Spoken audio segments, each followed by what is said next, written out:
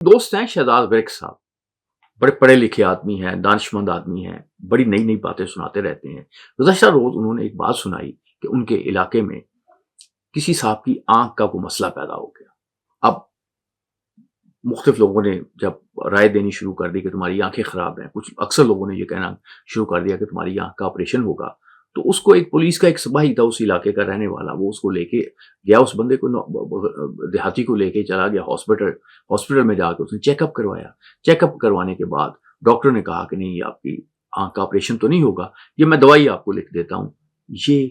جو ہے یہ آپ استعمال کریں۔ وہ صاحب واپس جب گئے تو پتہ چلا کہ آپریشن کی بجائے صرف دوائی پہ بات چلی ہے، تو انہوں نے باتیں بنانی شروع کر دی، اور انہوں نے کہا کہ دیکھو وہ آپ کا تو آپریشن ہونا تھا، اس بندے کی تو سنتا کوئی نہیں، سپاہی بنا پھرتا ہے پولیس کا۔ تو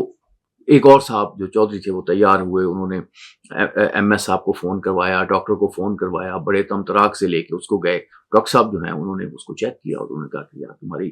آنکھ کا آپریشن کا مسئلہ تو نہیں ہے، یہ دوائی سے تمہارا مسئلہ حل ہو جائے گا۔ تو انہوں نے باہر نکل کے کہا